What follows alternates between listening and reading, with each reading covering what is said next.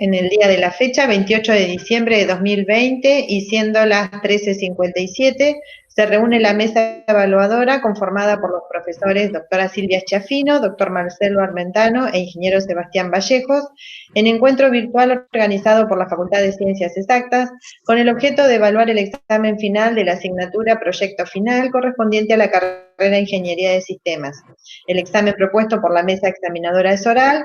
Se encuentra inscrito el alumno Mauro Alejandro Pucheta, DNI 40 millones, 000224. Los docentes de la mesa examinadora se comprometen a enviar el acta generada por el sistema guaraní a la oficina de alumnos, con copia a Secretaría Académica dentro de los próximos 5 días hábiles. Habiendo leído el acta que firmo en representación de Secretaría Académica de la Facultad, damos comienzo al examen. Bueno, listo entonces. Perfecto. Comparto pantalla.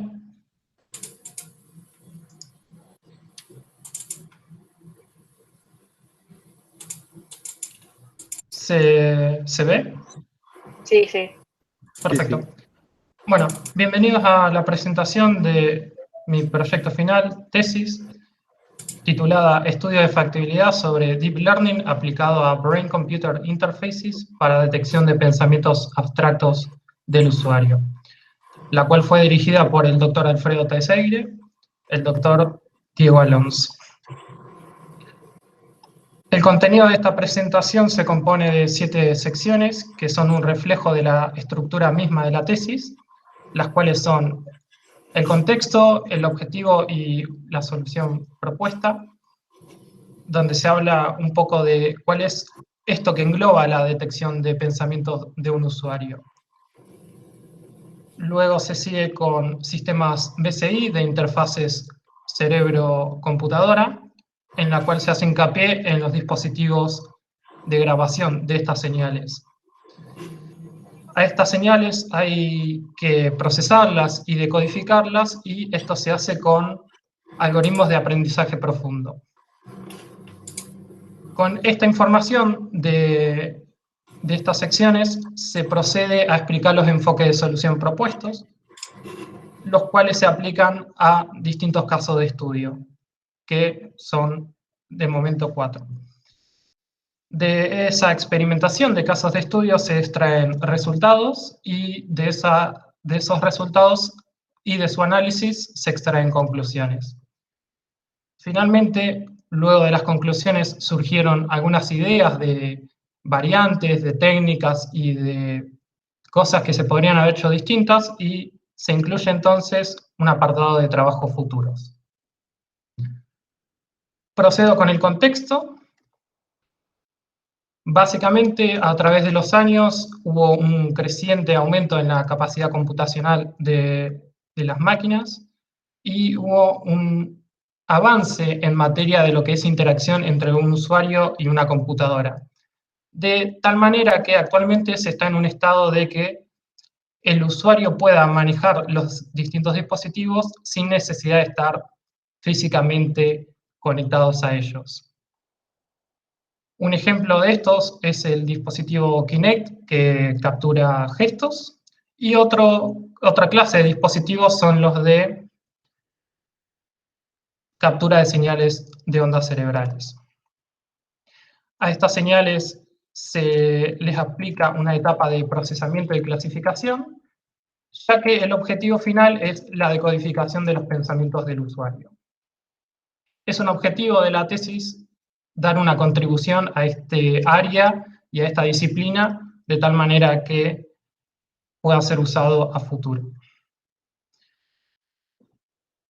Los sistemas BCI de interfaces cerebro-computadora cuentan con las etapas ya descritas, que son la adquisición de señal, el procesamiento de dichas señales y una salida, que es donde se materializa la acción del usuario.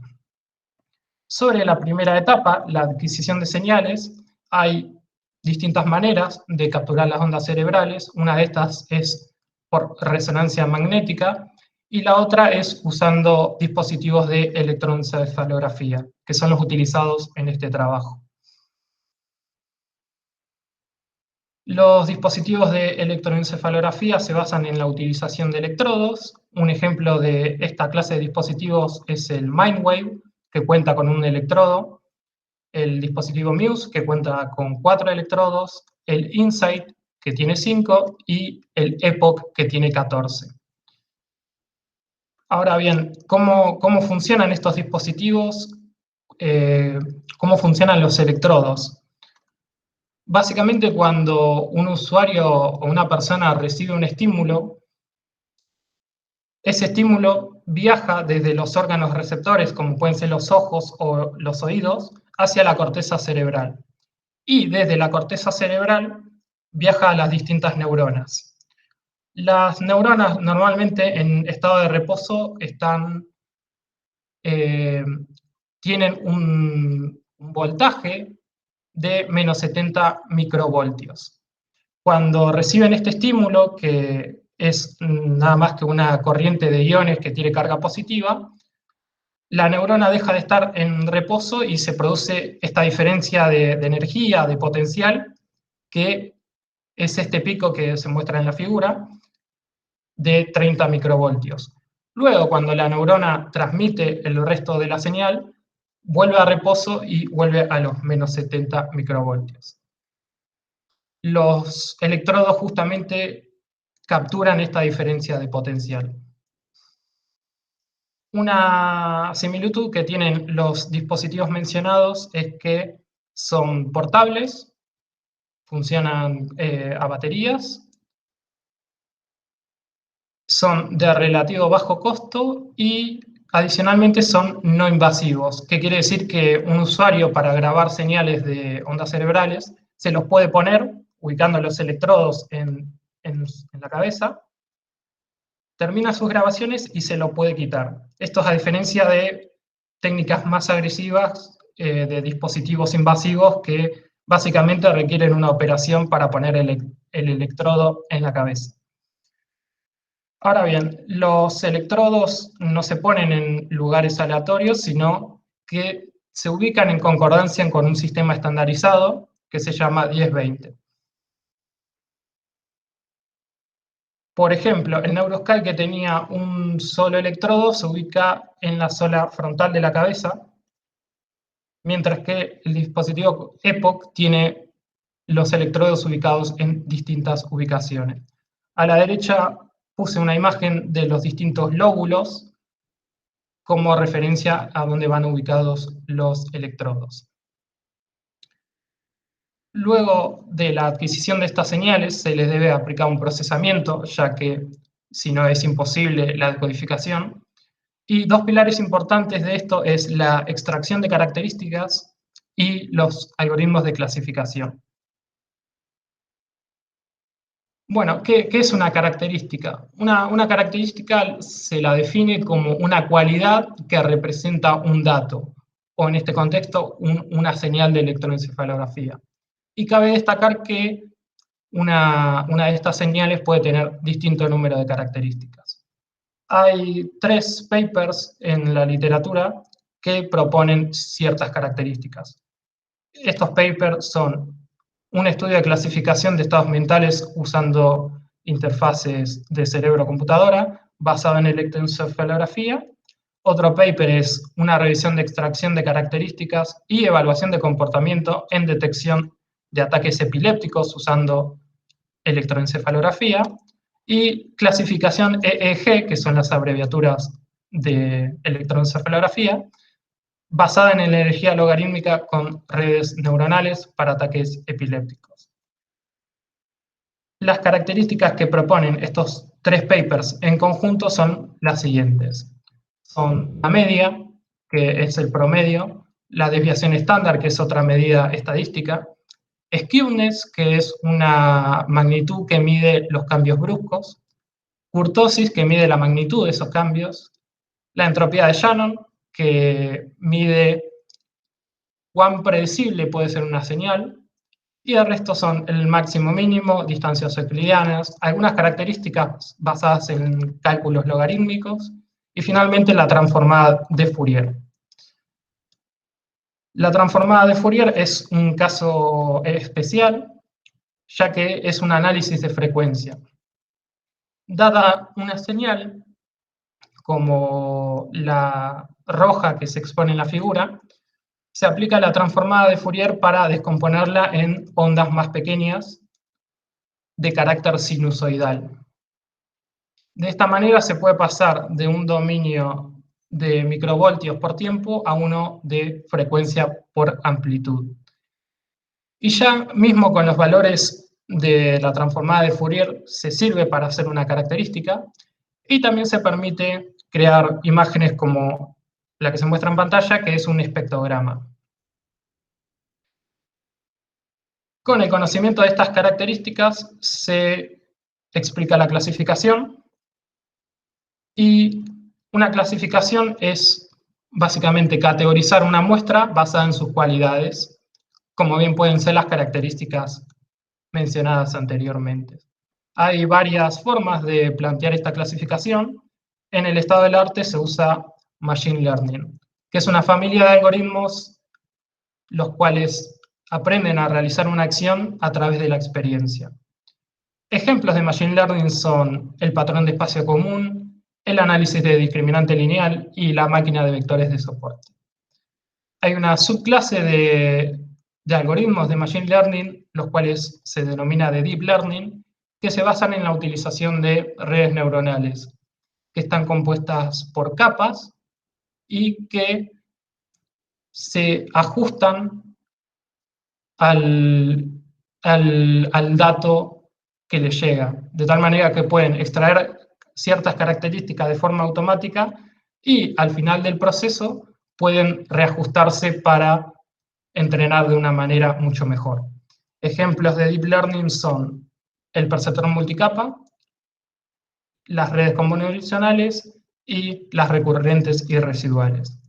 En este trabajo o en esta presentación se hace detalle en los primeros dos. El perceptrón multicapa, que es una arquitectura clásica en la literatura, y se puede ver que está compuesta por las mencionadas capas. La de más izquierda, que tiene las X, son donde entran los datos, más a la derecha la de Y, que son las de salida, donde sale el resultado de la clasificación. Y cuando entran los datos, fluyen de izquierda a derecha, y cuando se produce el resultado de la clasificación, se hace un cálculo de error para reajustar los parámetros de la red. Cada unidad de esta arquitectura se le dice neurona y no es más que una función lineal de multiplicación y suma. Adicionalmente, a estas redes se le aplican funciones no lineales para aumentar su poder expresivo, que son llamadas funciones de activación. Sobre el otro tipo de redes, las convolucionales, se basan en el principio de convolución, que es una expresión que muestra cómo dos elementos se influencian. Estos elementos pueden ser datos o funciones. Y hay dos subtipos, uno de los cuales es las redes convolucionales en una dimensión, que es más sencillo explicar es más sencillo de explicar con un ejemplo. Esta es una serie temporal que bien puede ser una señal de electroencefalografía y se representa con el siguiente vector. Si yo tomo ese vector y otro elemento al que se denomina kernel, se puede hacer una convolución, que es el producto elemento a elemento y la suma generalizada de ellos, para producir un resultado. Tanto la operación como el resultado se le denomina convolución. De esta manera se pueden extraer nuevas características a partir de los datos de entrada. Y se usa este tipo de procedimiento para extraer información de un vector en una dimensión, pudiendo ser esta la representación de información temporal.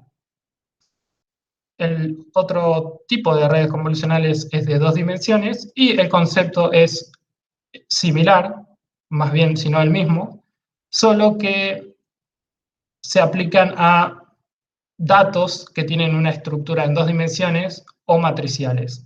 El ejemplo clásico es una imagen, y se ve que se toma una imagen de un animal, y un kernel determinado, y se produce la convolución que es la de la más derecha. De esta manera se obtiene la convolución, que es otra representación de la imagen o de los datos originales. Se utiliza para extraer información espacial de los datos, y cuando hay mucha magnitud de parámetros se suele usar subsampling sin perder las cualidades que son relevantes. Una arquitectura o un diagrama de arquitectura típico es este, que fue extraído de un paper de Jean LeCun. Y finalmente, con la información de los sistemas BCI y de aprendizaje profundo, se indaga sobre los enfoques de solución propuestos. Se plantean dos enfoques. El primer enfoque se basa en la extracción de características de forma manual, y la posterior aplicación de un perceptrón multicapa, que es la primera red que mostramos.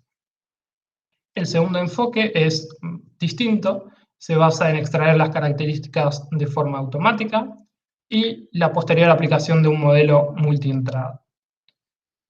Yendo al detalle, el primer enfoque toma una señal y la particiona en ventanas.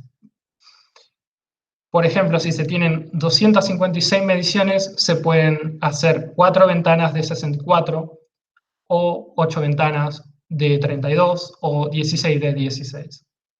A cada segmento o cada ventana se le aplica este proceso de extracción manual de características, que a efectos prácticos es tomar los datos y aplicarles las funciones de cálculo de las características mencionadas.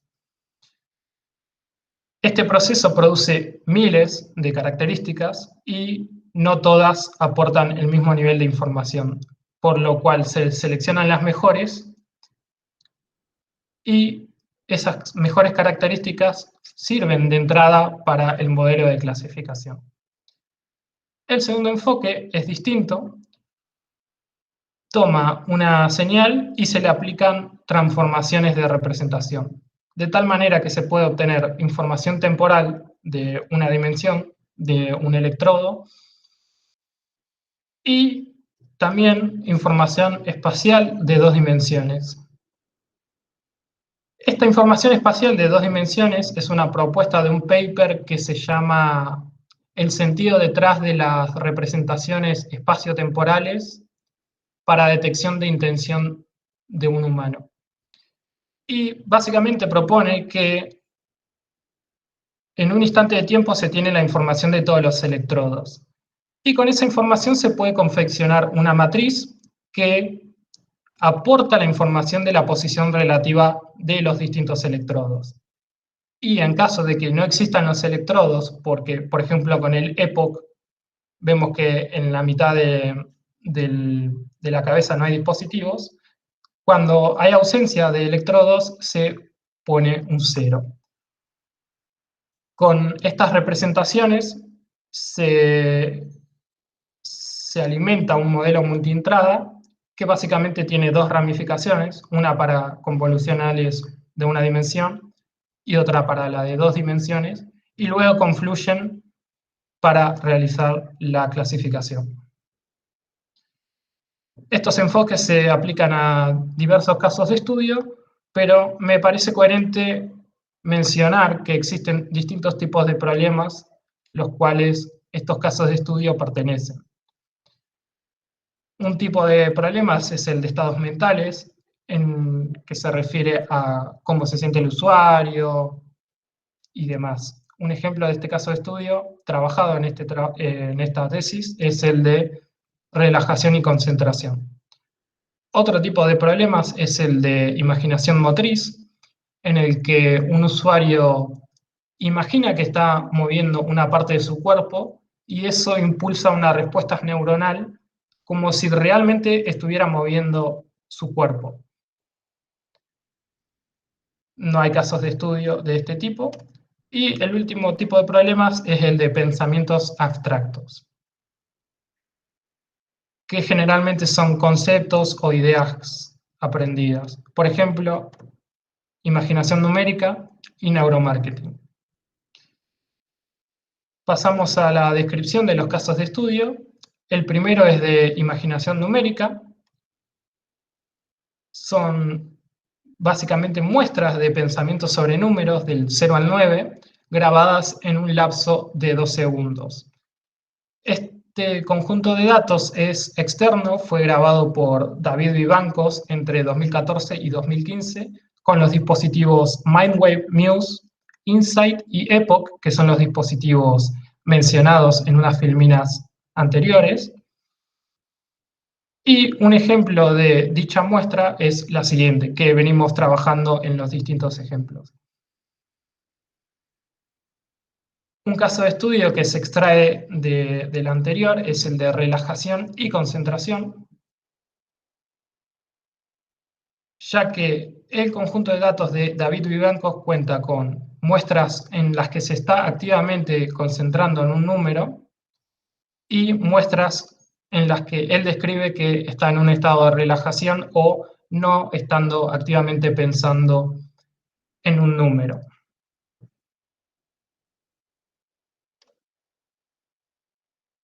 Un siguiente caso de estudio es la imaginación numérica, pero esta vez grabado de forma personal por mí. Y esto fue posible por la existencia del dispositivo Mindwave en el Instituto ISISTAN. Al poder grabar yo las muestras, hice un par de decisiones, una de las cuales es tener mayor cantidad de muestras, mayor cantidad de mediciones por muestra. Adicionalmente, cuando yo sentía que una muestra la había grabado estando distraído o moviendo, por ejemplo, los párpados, provocando artefactos que ensucian la señal, cuando se da esa situación podía descartar la muestra. Y se destaca que son sobre los números del 0 al 3. Finalmente, el último caso de estudio, el de neuromarketing, es un caso de estudio bastante interesante en el que un usuario observa un producto y al hacer esa observación se produce una respuesta neuronal. Esta respuesta es grabada con el dispositivo Epoch y al finalizar la grabación el usuario dice si el producto le gustó o no. De tal manera que es un dataset de si al usuario le gusta o no determinado producto y eso se materializa en señales de ondas cerebrales. El conjunto de datos fue grabado por 25 individuos y son mediciones de 4 segundos, lo que permite a su vez extraer mayor número de características. Antes de presentar los resultados, voy a destacar distintas técnicas que se aplican al momento del entrenamiento, de la experimentación, una de las cuales es el factor de aprendizaje cíclico, que básicamente lo que hace es hacer que el algoritmo no se estanque en su aprendizaje, modificando esta variable, esta opción que es el learning rate, la cual nuclea cómo se ajustan los parámetros de la red. Este factor de aprendizaje cíclico tiene varias políticas, la que se usa es triangular 2, que es que el máximo learning rate va disminuyendo a la mitad en cierto número de iteraciones. Otra de las técnicas es la optimización Ada-Bound, que trabaja muy rápido en las primeras iteraciones y en cierto momento cambia su comportamiento interno para comportarse de forma más precisa. El paper original dice que trabaja tan rápido como Adam y tan preciso como el descenso del gradiente estocástico. Finalmente, una última técnica es CleanLAW y es una utilidad para detectar inconsistencias en el conjunto de datos. De tal manera que si hay errores de etiquetado o hay muestras que son menos representativas, estas se puedan descartar, permitiendo un mejor aprendizaje de los modelos. En el apartado de resultados de imaginación numérica con el enfoque de extracción manual, se obtuvo un 77% en el dispositivo Epoch como tope y un 62% con el Muse, en el caso binario. Un 62% en el Muse siendo el menor valor de precisión. Son los dos extremos. Al aumentar el número de clases, la precisión disminuye drásticamente a casi que se podría decir de una manera lineal. Como el enfoque es de extracción de características, se destacan las mejores, que son las de covarianza logarítmica y aquellas de análisis de frecuencia. Y se destaca el caso del dispositivo InSight, ya que se detectó que hay electrodos en zonas específicas que tienen mucha influencia. En el caso del InSight, el electrodo PZ, que está ubicado en la zona parietal, apareció en la mayoría de las características seleccionadas. Para el enfoque de extracción de características de forma automática, se obtuvo como tope un 63,5% del Epoch, que es similar al más bajo del enfoque anterior, también en el caso binario. No se puede aplicar este enfoque al Mindwave, ya que no es posible generar una representación de 2 dimensiones de los datos, ya que se tiene un solo electrodo. Y lo único que se puede destacar es que es más rápido que el enfoque anterior, ya que se hace sobre los datos crudos de forma directa. Para el caso grabado personalmente, se obtuvo un 70% de precisión en el caso binario y un 55% en el caso de 4 clases. No disminuyó tanto como en los casos de estudio anteriores. Y sí es cierto que las características predominantes de covarianza logarítmica y de análisis de frecuencia son más significativas que en los casos anteriores. Que sean más significativas implica que el algoritmo que selecciona estas características lo hizo con un mayor puntaje.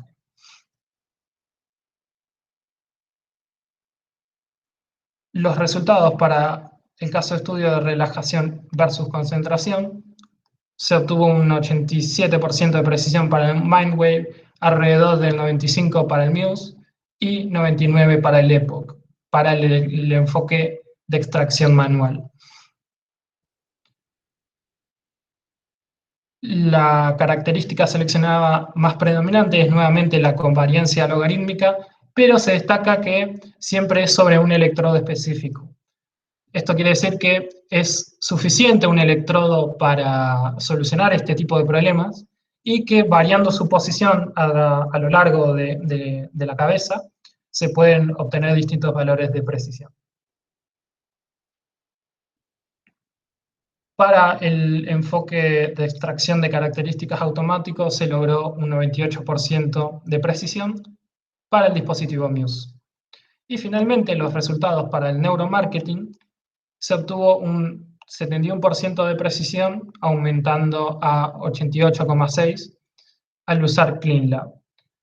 Ambos valores superan los valores del paper original del caso de estudio.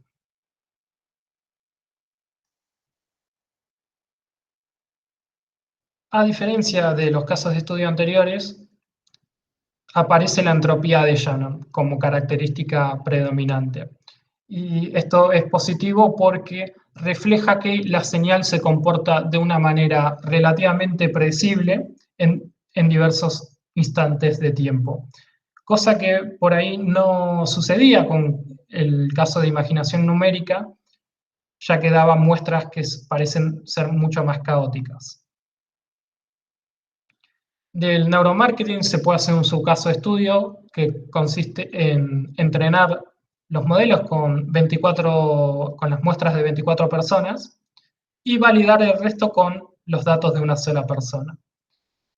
Sin CleanLab se pudo obtener un promedio de 72,34% y con CleanLab se pudo obtener un promedio de 82,09%, ambas métricas de precisión. Por ahí la diferencia es menor que el caso de estudio original de neuromarketing. Teniendo estos resultados, se extraen conclusiones. La más inmediata es que el enfoque que ha obtenido los mejores resultados es el de extracción de características de forma manual. Eso sale de la comparación de lo obtenido en las métricas y en el análisis de los gráficos. La covarianza logarítmica, las características relativas al análisis de frecuencia y la entropía de Shannon son las más representativas para las tareas de clasificación que se analizaron. Y se detectó también que hay una poca varianza entre muestras de una misma clase y hay alta similitud de muestras de distintas clases.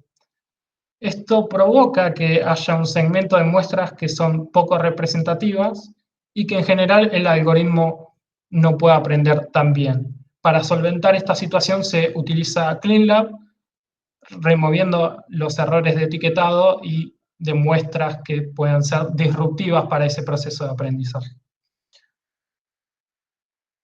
Una última conclusión que a mí me parece interesante es que hay electrodos que tienen más incidencia dependiendo de la tarea a resolver. Por ejemplo, el mencionado electrodo PZ para el dispositivo InSight sobre el caso de imaginación numérica, ya que este electrodo está ubicado sobre el surco intraparietal que se estima que se encarga del procesamiento numérico. Como referencia puse imágenes de dónde está ubicado el electrodo PZ en el sistema 1020. Está ubicado cerca de la parte de atrás de la cabeza y coincide con el surco intraparietal, que es este pliegue mostrado en rojo.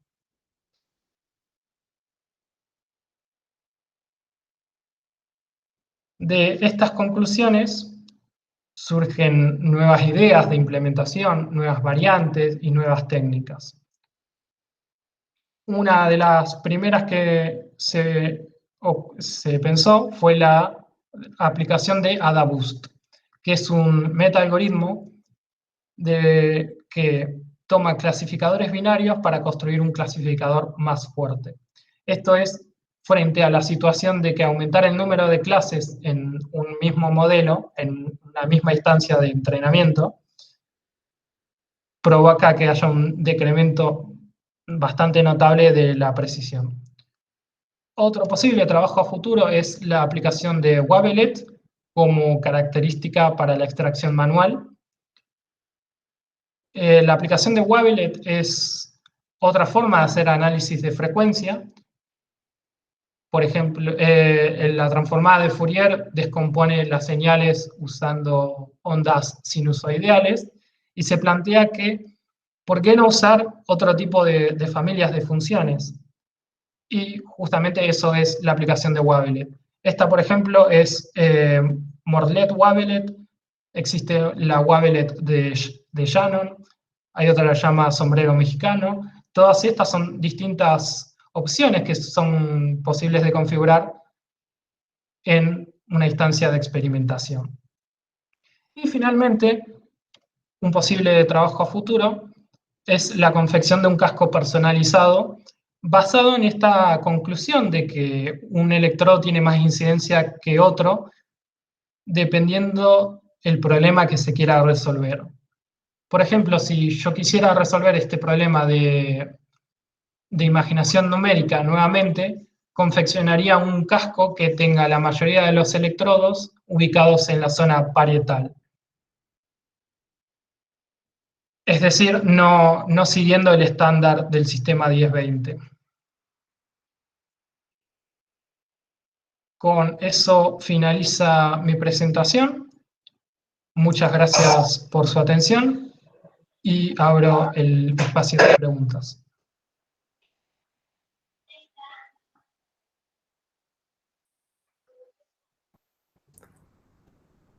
Bien.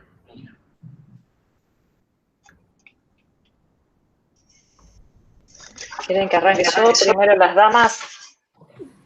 Bueno. Dale, sí, pero... Bueno, primero, Mauro, felicitaciones por el trabajo realizado, ¿sí? Por llegar hasta acá. ¿Con esto te recibís? Sí. Bueno, más felicitaciones entonces. Gracias. Bueno, tengo algunas cuestiones que tienen que ver con tu trabajo final y otras que por ahí que nos fueron surgiendo más del dominio, así que cualquier cosa, si no te auxilian tus directores, si es algo que excede tu trabajo. Por ahí una cuestión que me quedó es que justamente una de las aplicaciones que se está dando a Deep Learning en esta área es para la extracción automática de características, ¿sí? Vos por ahí con los experimentos que hiciste te dio al revés, te dio mejor la extracción manual. Sí.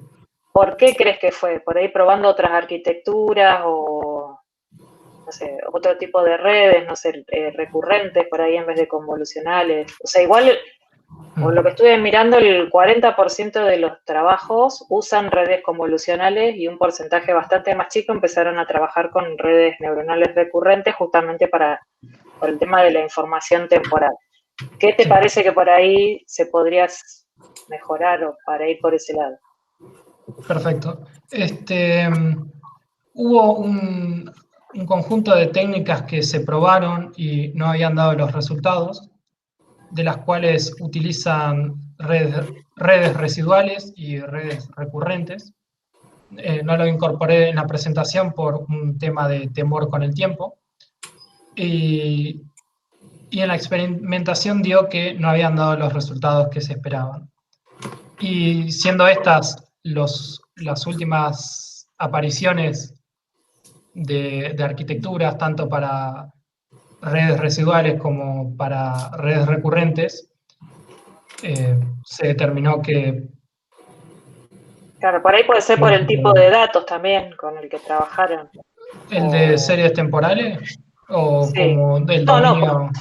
No, por problemas con los datasets, porque son pocos usuarios o no sé, o que tenés mucho ruido, no sé, digo yo, Sí. puede ser que pueda influir ese tipo de cosas. Sí, ciertamente, en particular el de David Vivancos, que es el de imaginación numérica, cuando analizás los datos ves que hay mucho ruido, cuando aplicás CleanLab ves que se descartan muchas muestras, entonces hay un poco de ruido al considerar el dataset, básicamente. Sí. Después, una cuestión que no tiene que ver con tu trabajo, es del dominio, porque supongo que, o sea, que diferentes usuarios van a tener como diferentes patrones de señales. Cuando vos mezclas todo eso, se mezcla, o sea, es como que digo yo, mis señales cerebrales serán diferentes a las tuyas, a las de Marcelo, a las de Virus, ¿sí? ¿Eso cómo afecta a este tipo de trabajo? Perfecto.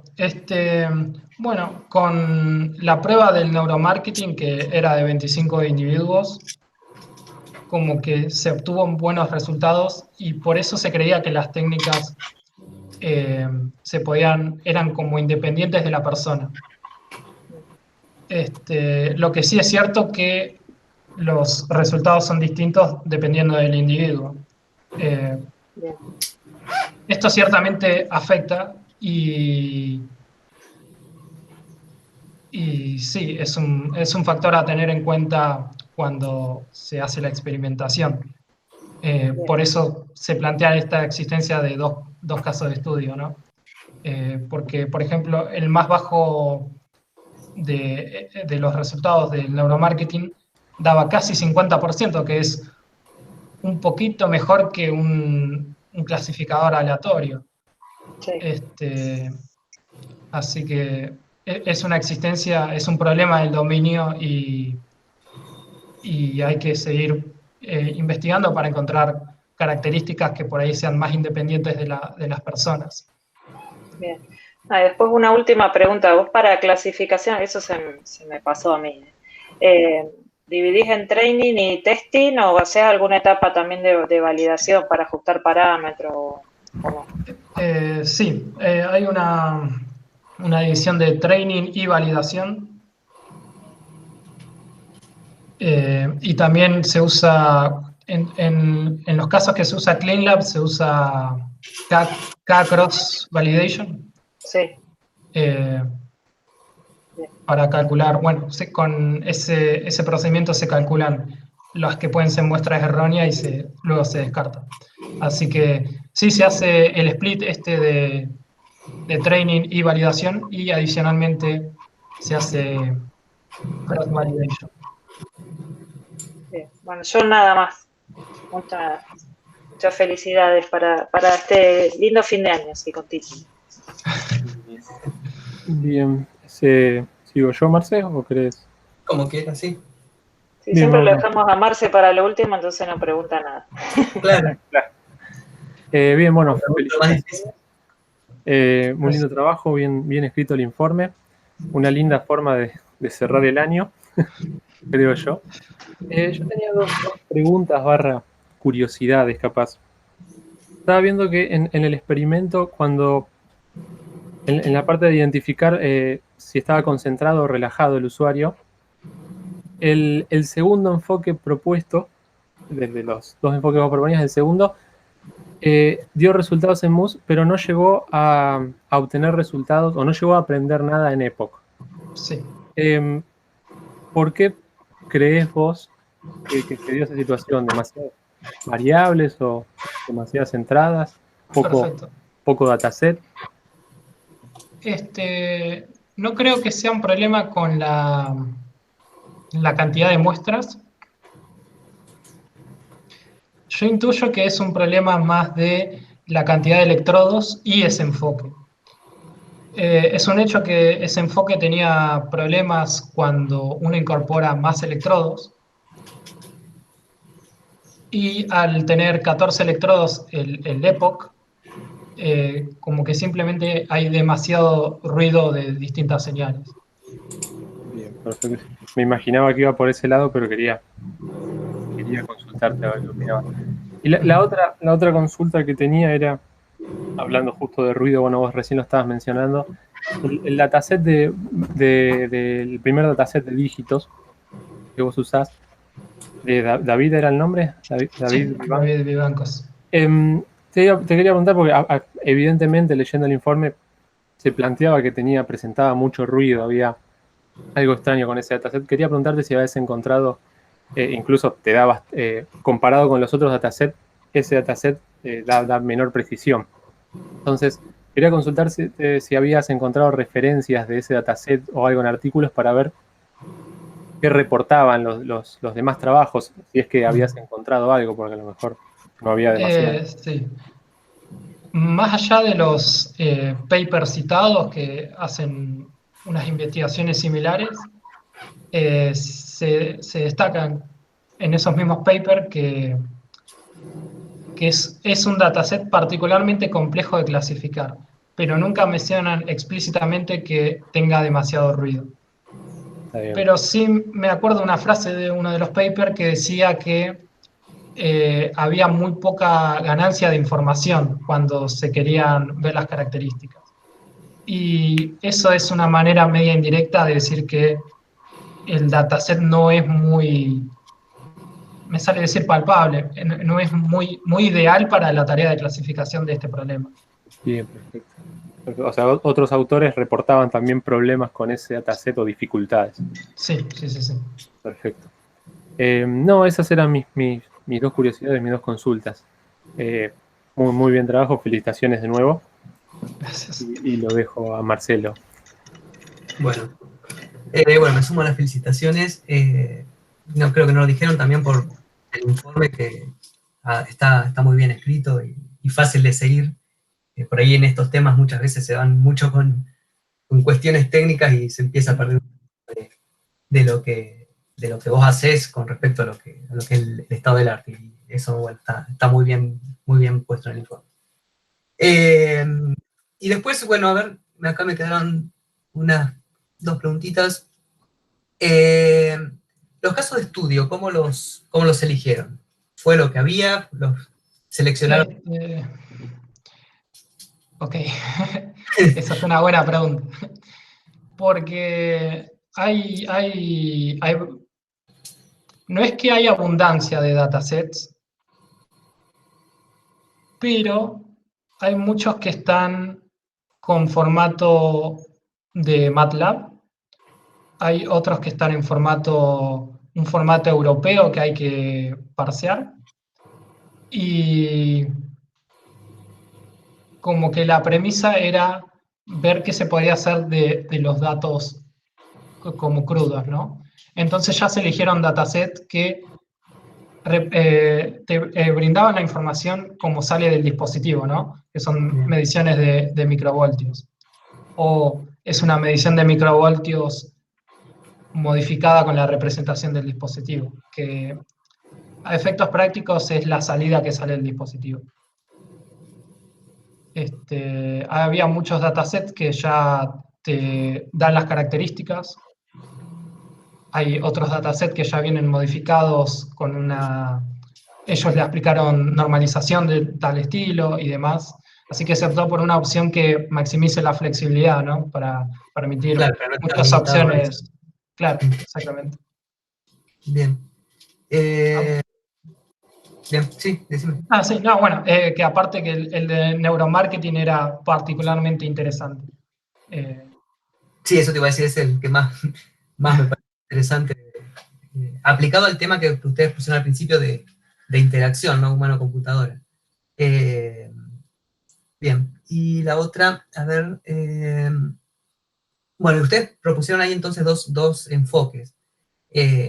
¿Cómo llegaron a esos enfoques? ¿Probaron otras cosas que fueron descartando? ¿O se les ocurrió eso que les pareció que era lo mejor y fueron por ese lado? Ok. Sí, se plantearon muchas cosas. ¿Sigo compartiendo pantalla? Sí. Sí.